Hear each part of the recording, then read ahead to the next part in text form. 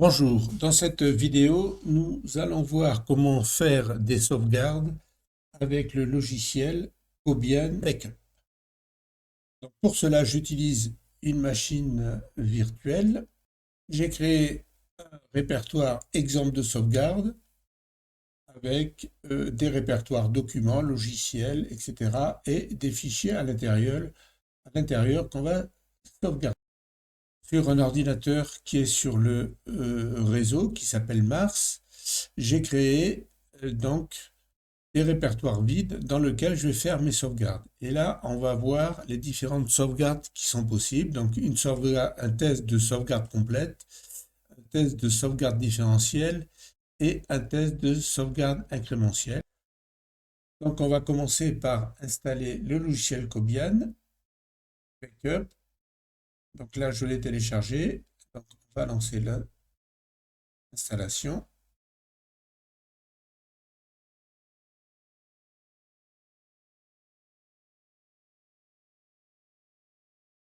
Je valide. Donc là, je peux choisir la langue. Donc on va choisir le français. Si vous oubliez de choisir le français ici, l'installation va se faire en anglais, mais vous pouvez changer la langue ensuite dans le logiciel, dans les options. Donc là, je fais suivant. J'accepte les conditions. Voilà. Vous avez la possibilité d'installer le service Volume Shadow Copy qui en fait permet de copier des fichiers qui sont éventuellement ouverts dans Windows. Vous savez que quand vous voulez copier un fichier qui est ouvert, vous ne pouvez pas, Windows l'empêche. Donc ce système vous permet de copier des fichiers ouverts, mais il pose des problèmes car il ne se lance pas sur toutes les machines, et notamment sur cette machine-là, il ne veut pas fonctionner. Donc je ne vais pas l'installer. Si vous l'installez, que vous aurez des fois des messages d'erreur, mais ça n'empêche pas forcément les sauvegardes hein, si vous n'avez pas de fichier ouvert. Donc là, on ne va pas l'installer. Je fais sur suivant. Voilà. Et vous pouvez installer l'application soit comme un service et l'utiliser avec un compte existant, soit l'utiliser comme une application normale. Donc je vais sélectionner ici application et je fais suivant et je clique sur installer. Voilà. Le logiciel est installé et donc là j'ai son icône de lancement et pour ça je vais cliquer droit sur ouvrir. Donc là j'arrive sur le logiciel évidemment, il n'a aucune tâche de sauvegarde de lancer. Si vous avez loupé l'installation en français, vous pouvez aller dans outils ici, options, évidemment ce sera en anglais et là vous choisissez la langue d'installation hein, que vous pouvez changer.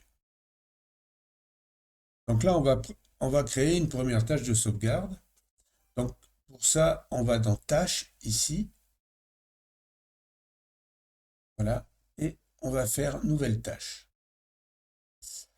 Donc là, on a les différents menus de tâches. Et donc là, je vais créer un test pour une sauvegarde complète.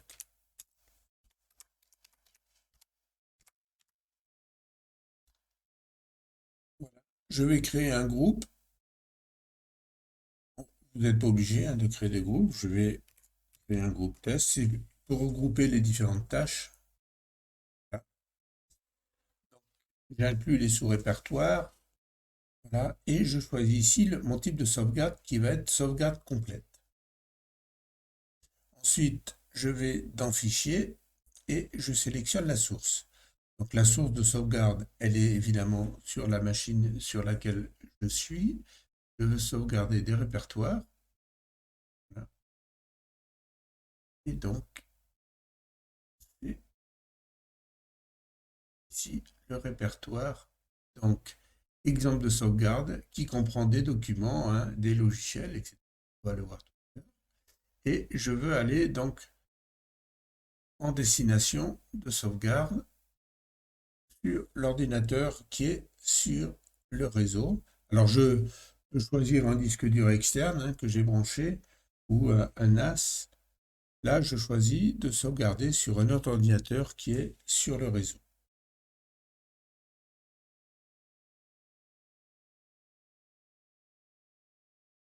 Cet ordinateur, il s'appelle Mars. Et mon répertoire de sauvegarde est ici. Voilà. Et je prends mon test de sauvegarde complète que je vais faire dans ce répertoire. Voilà. Donc là, je suis sur Mars ou sur un autre répertoire. Voilà. Là, je peux choisir les planifications. Si par exemple, je veux faire une sauvegarde quotidienne, voilà, là, je choisis l'heure de la sauvegarde et donc tous les jours, à telle heure, la sauvegarde sera lancée automatiquement. Je peux évidemment choisir des sauvegardes hebdomadaires, etc., les différents jours, etc., et toujours choisir l'heure. Et la faire de façon manuelle. Là, je peux choisir les priorités, le nombre de copies complètes à conserver. Donc, je peux garder, par exemple, 10 sauvegardes. Hein.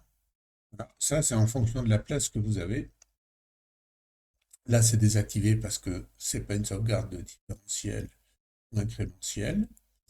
Là, je peux choisir d'avoir des méthodes de compression pour prendre un peu moins de place. De ne pas d'inclure uniquement des fichiers et ou d'en exclure certains si je ne veux pas sauvegarder certains fichiers qui sont dans mon répertoire. Et là, je peux déclencher des actions avant ou après la sauvegarde. C'est différents paramètres qu'on ne va pas utiliser. Donc je fais sur OK et là, ma tâche est créée. Donc là, elle se lance à l'heure dite que j'ai programmée, mais si je veux faire une sauvegarde manuelle, eh bien, je vais faire ma sauvegarde en cliquant ici. Donc là, je reviens dans mes répertoires. Hein. Donc là, je suis sur l'ordinateur distant, où je vais créer ici mes sauvegardes complètes. Et là, je suis sur ma machine. Hein. Donc là, j'ai par exemple tous ces répertoires qui vont être sauvegardés avec des fichiers à l'intérieur. Là, je lance ma sauvegarde en cliquant sur ce bouton-là. Et là, il me lance. Alors, si vous avez activé le volume Shadow Copy, vous voyez que je l'ai lancé. En fait, il se lance très mal sur certaines machines, mais ça n'empêche pas la sauvegarde. Hein. D'ailleurs, il n'y a aucune erreur. Donc, pour le lancer, il faut aller dans les services de Windows, dans les outils d'administration, relancer le service, mais des fois, il n'arrive pas à se lancer. Donc, en fait, comme je le rappelle, le volume Shadow Copy permet de copier des fichiers qui sont éventuellement ouverts par Windows. Si vous essayez de sauvegarder un fichier qui est ouvert, eh bien, vous aurez un message d'erreur et il faut relancer la sauvegarde après avoir refermé le fichier. Donc là, si je regarde maintenant dans mon répertoire sur l'ordinateur, vous voyez qu'il m'a créé un répertoire avec la date et l'heure. Et là, je vais retrouver tous mes fichiers qui ont été sauvegardés. Je peux refaire une deuxième sauvegarde et il va en fait recréer ici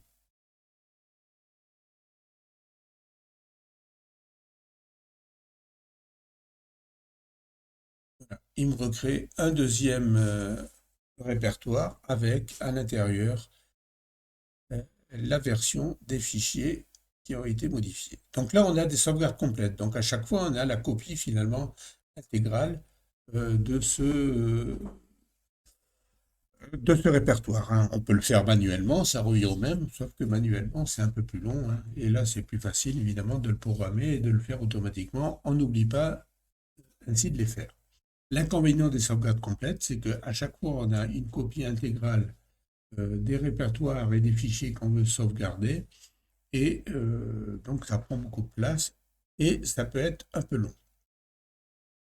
Si entre deux sauvegardes, on a modifié des fichiers, évidemment, on retrouve la version du fichier qui a été modifiée, hein.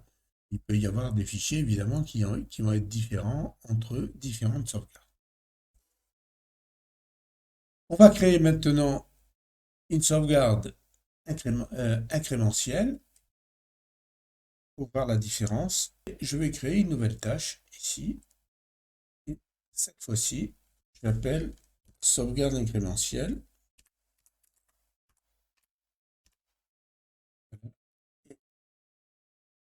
Je fais bien ici incrémentielle. Donc là, en fait, la sauvegarde incrémentielle va me modifier, va me sauvegarder les fichiers qui ont été modifiés depuis la dernière sauvegarde. Voilà. Donc les fichiers dans la source, je vais prendre la même. Et là, je ne vais pas sauvegarder dans le répertoire des sauvegardes complètes, mais dans celui des incrémentiels, évidemment, pour pas que ça se mélange. Sur le réseau,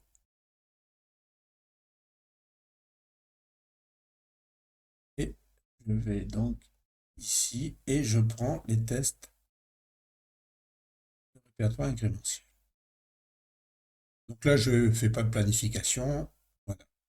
Et je ne change pas.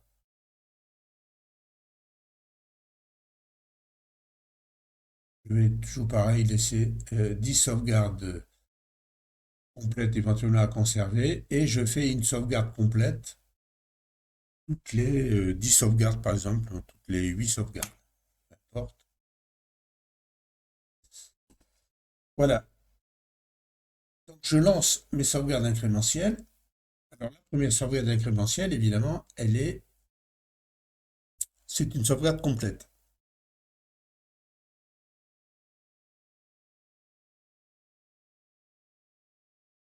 Si j'ouvre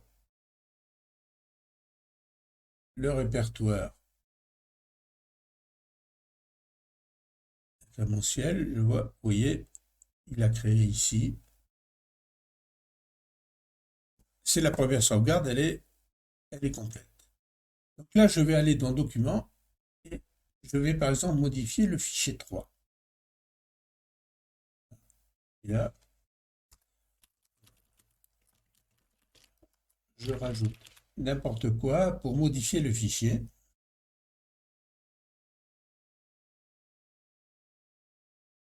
Voilà, mon fichier 3 a été modifié et je vais relancer une sauvegarde incrémentielle.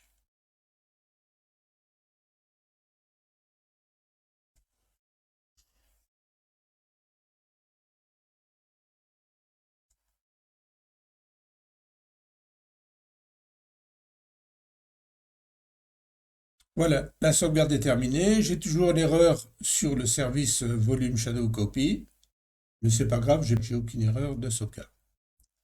Si je vais maintenant dans ma sauvegarde incrémentielle, je clique ici. Si j'ouvre le fichier document, je vois qu'en fait, n'apparaît que le fichier qui a été modifié et les autres fichiers n'apparaissent pas. Je regarde les autres répertoires et ils sont vides parce que je n'ai modifié aucun fichier.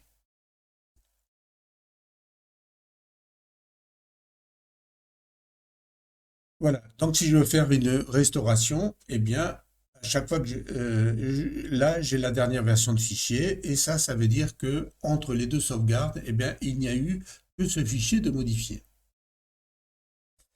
Si maintenant je modifie ce fichier, j'ouvre, là c'est pareil, je fais le fichier 2, voilà, et je vais rajouter un autre fichier que je vais appeler fichier 4.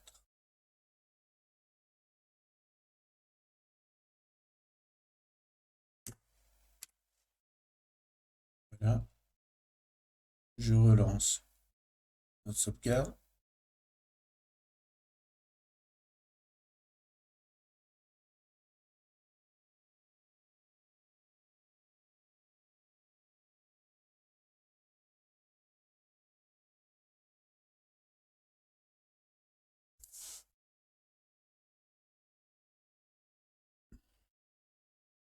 Voilà, la sauvegarde est terminée. Et si je mets, je vois que dans Documents, eh bien, je retrouve mon fichier 2 qui a été modifié et le nouveau fichier 4. Et évidemment, les autres répertoires sont vides. On va tester avec sauvegarde différentielle. Donc là, SVG différentiel.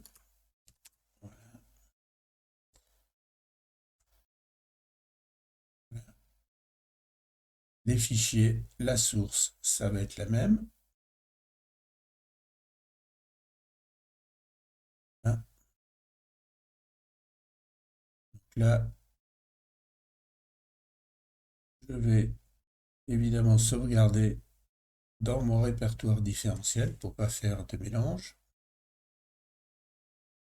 Je reprends toujours l'ordinateur distant.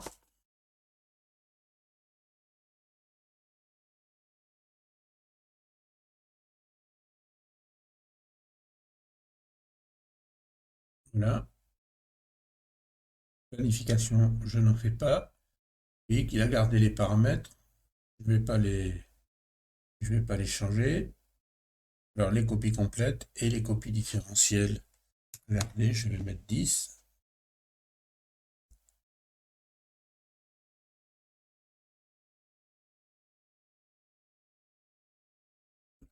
Donc la différence entre la sauvegarde incrémentielle, hein, vous pouvez regarder l'article qui est sur le site. Donc la sauvegarde incrémentielle va me sauvegarder les fichiers modifiés depuis la dernière sauvegarde. Donc il va comparer à la sauvegarde précédente.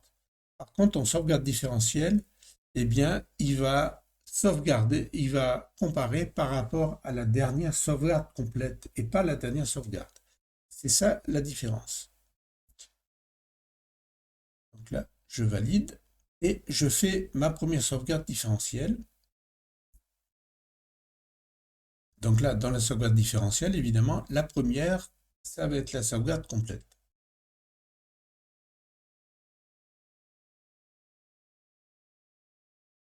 Là, il m'a fait une sauvegarde complète. Je retrouve mes fichiers et mes documents.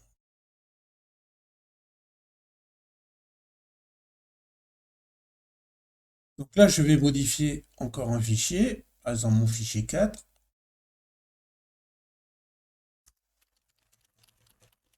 Là, registre et je lance ma sauvegarde.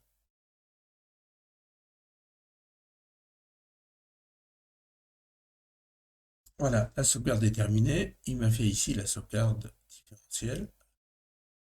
Et donc, si je vois les documents, je n'ai que mon fichier 4 qui a été modifié. Mais là, il a vérifié par rapport à la sauvegarde, à la première sauvegarde qui a été complète. Je crée un fichier 5.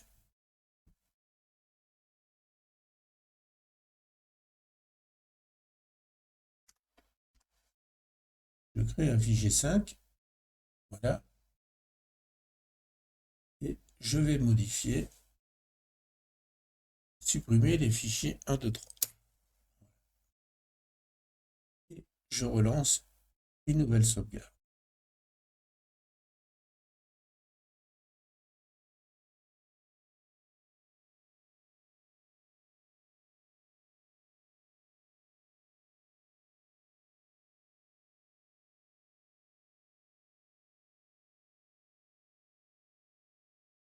Voilà, la sauvegarde est terminée.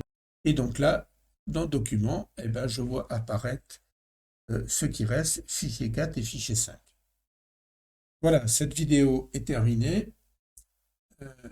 Je vous engage donc à utiliser et à faire des sauvegardes régulières, car tôt ou tard, vous serez confronté à vouloir récupérer des fichiers que vous avez effacés par erreur, ou alors suite à une panne ou un vol de machine, ou tout simplement à des fausses manœuvres. Et éventuellement ou également quand vous allez vouloir changer d'ordinateur.